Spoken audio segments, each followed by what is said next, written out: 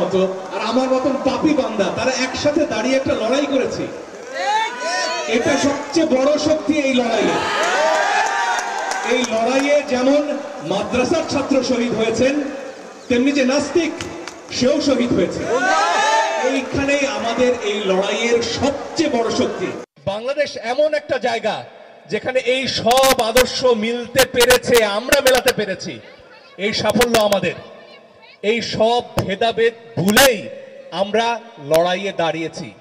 সবচেয়ে বড় কথা কি, এই ভেদাভেদ যাতে আবার নতুন করে আমাদের মধ্যে না আসে, কারণ লড়াইয়ের মাত্র শুরু।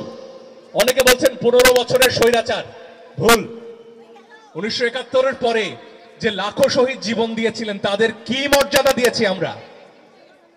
সত্যি বলতে সে মর্যাদা আমরা দিতে পারিনি।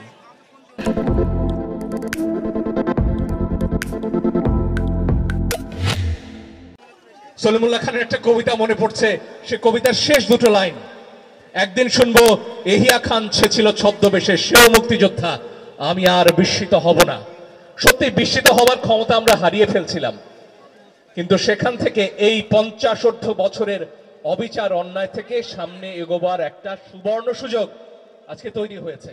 সেখান থেকে পেছনে ফিরে তাকাবার কোনো সুযোগ নেই, আমাদের সামনে এগোতেই হবে। এই আন্দোলন ব্যর্থ হতে দেয়া যায় না। অনেকে বলছেন যে এই যে তরুণরা তারা কি জানে, তারা আজকে উপদেষ্টা হয়ে বসছে কেন?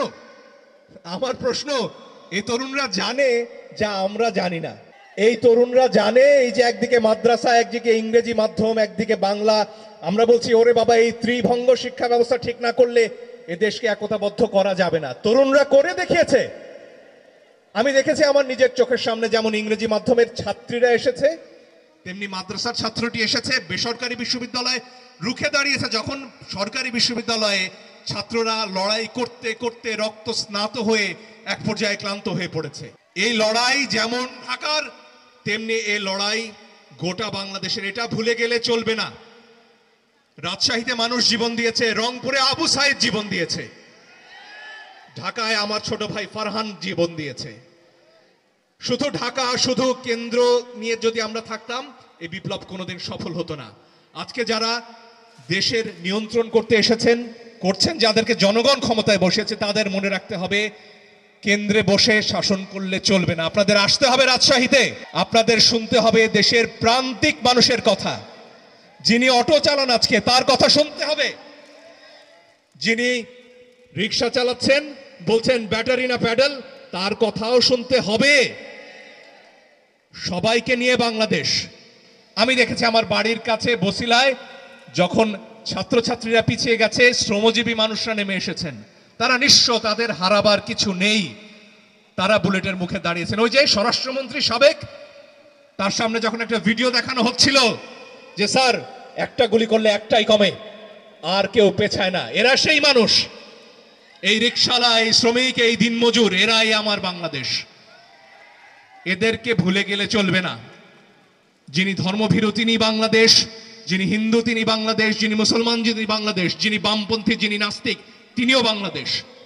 এই সবাই আমরা একসাথে হয়েছি বলেই আজকে নতুন বাংলাদেশের স্বপ্ন আমরা দেখতে পাচ্ছি। আমরা বলছিলাম না মত প্রকাশের স্বাধীনতা চাই, আসল কথাটা কি, দ্বিমত প্রকাশের স্বাধীনতা চাই।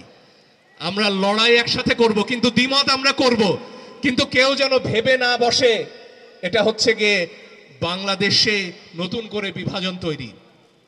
এত সহজে আমরা আর বিভক্ত হব না, কারণ এই যে সম্মিলিত শক্তি, তাদের যে কোনো একজনকেও যদি আমরা ব্যর্থ হতে দেই, আন্দোলন ব্যর্থ হবে। তাই সবাইকে নিয়ে, সবার দ্বিমতকে সামনে নিয়ে আমাদের অবশ্যই এগোতে হবে। এই বিপ্লবের সবচেয়ে বড় শক্তি তারুণ্য, কারণ তারা জানে কিভাবে দেশ চালাতে হয়, তারা জানে কিভাবে নতুন বাংলাদেশ গড়তে হয়।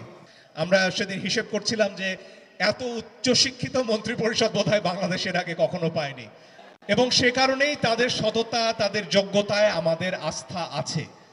এবং এই আস্থা আছে মানে এই নয় যে আমরা প্রশ্ন করব না, আমরা অবশ্যই প্রশ্ন করব, কারণ প্রশ্ন করার অধিকার চেয়েই আসলে আমরা এই লড়াইয়ে নেমেছিলাম।